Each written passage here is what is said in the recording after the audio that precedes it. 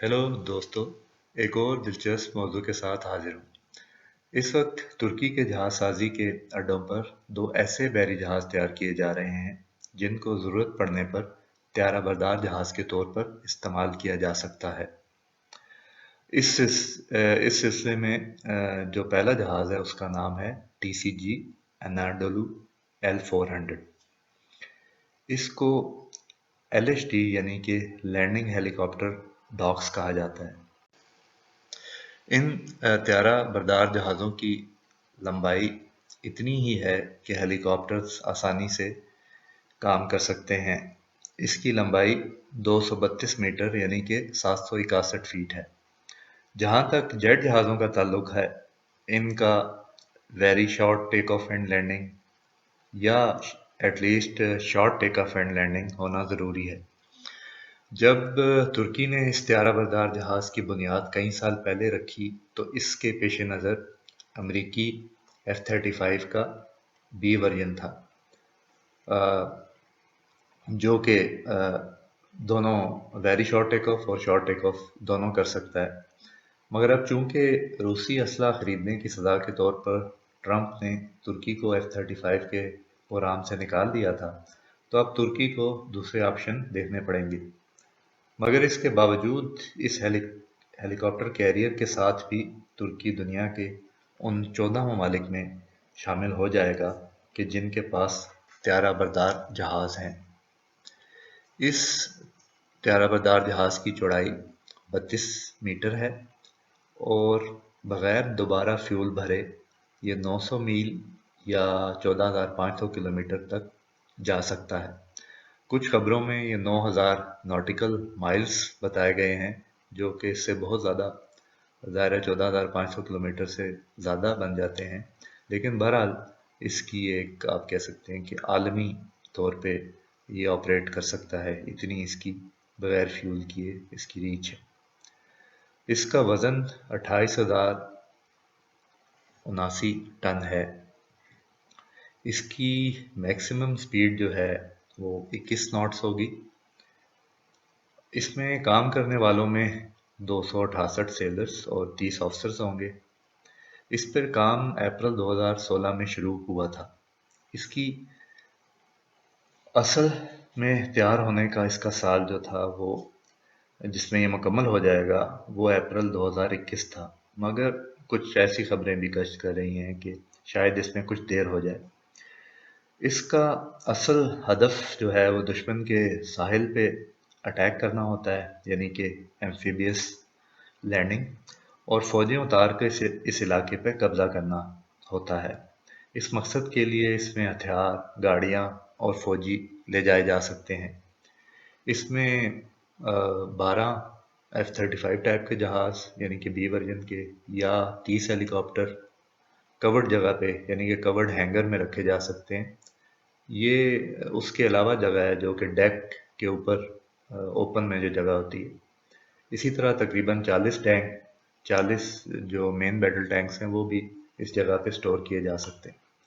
ज़माने अमन में इसके ज़रिए आप किसी मुल्क से अपने शहरी निकाल सकते हैं, कुदरती आफात में अपने और दूसरे मुल्क की मदद कर सकते हैं। इसमें कोई शक नहीं कि इस तरह के हेलीकॉप्टर कैरियर से तुर्की की नेवी की इस्तादाद में काफ़ी हद तक इजाफा होगा।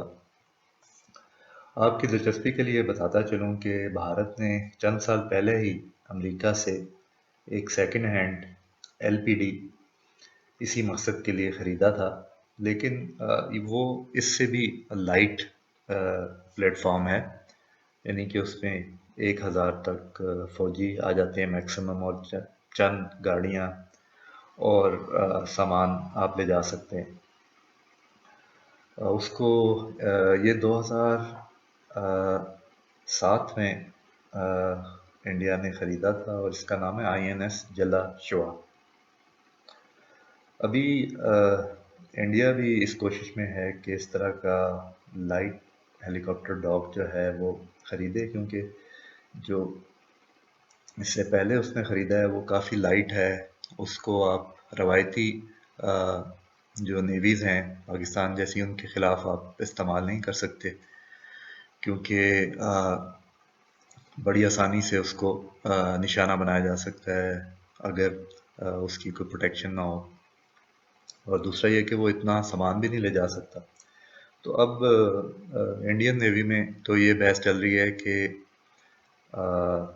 4 جو ہیں وہ لینڈنگ ہیلی کاپٹر ڈاک بنا لیے جائیں یا ایک تیسرا ایئر کرافٹ کیریئر بنا لیا جائے، جبکہ 4 لینڈنگ ہیلی کاپٹر ڈاک بنانے کی کل کاسٹ $2.6 بلین، یعنی کہ 2.6 ارب ڈالر تک ہے، جبکہ ایئر کرافٹ کیریئر اکیلا ہی اس سے بہت زیادہ کاسٹ کا ظاہرہ پڑے گا۔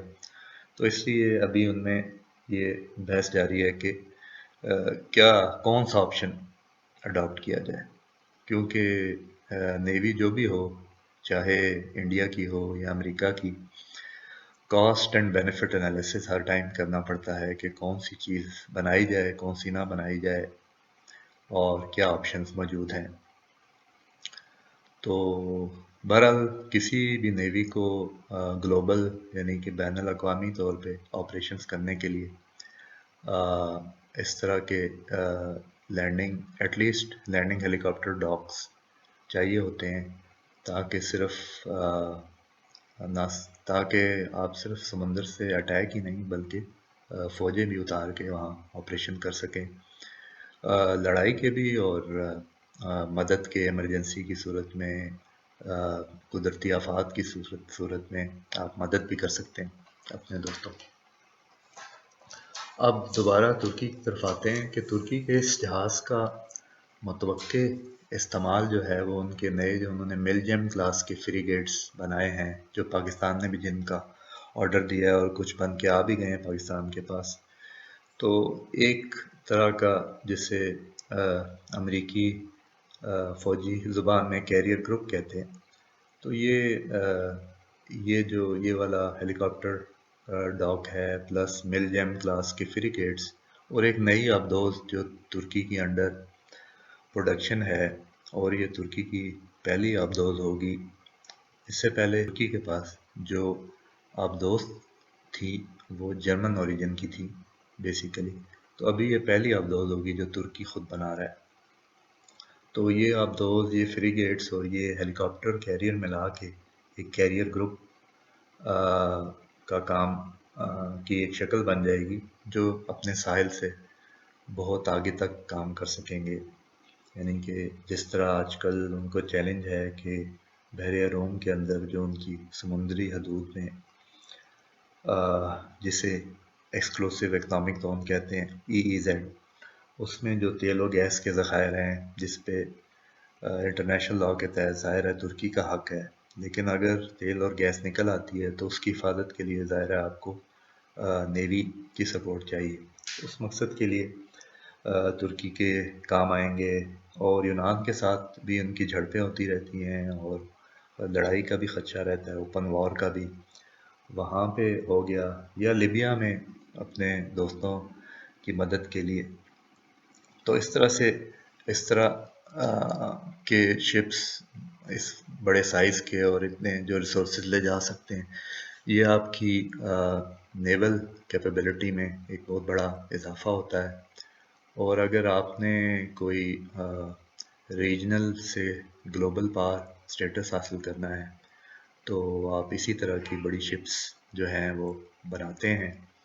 ظاہر ہے یہ پہلا قدم ہے، اس کے بعد اگر آپ کے ریسورسز اجازت دیں تو آپ ایئر کرافٹ کیریئر بناتے ہیں، اور اور زیادہ بڑے ایئر کرافٹ کیریئر بناتے ہیں جس طرح روس اور امریکہ کے ہیں، اور چھوٹی تعداد کے چھوٹے سائز کے بنا لیتے ہیں، اگر آپ کی جس حساب سے آپ ان کو بنا سکیں، پہلی بار کنسٹرکٹ کر سکیں اور بعد میں اس کی مینٹیننس کاسٹ بھی برداشت کر سکیں۔ تو آج کے لیے اتنا ہی، آئندہ ایک نئے اور دلچسپ موضوع کے ساتھ آپ کی خدمت میں حاضر ہوں گا۔ شیئر اور لائک کرنا نہ بھولیے گا اگر آپ کو میری ویڈیوز پسند آ رہی ہوں، اور کمنٹس میں بھی اپنا فیڈ بیک مجھے لازمی بتائیں، میں انتظار کروں گا۔ Take care.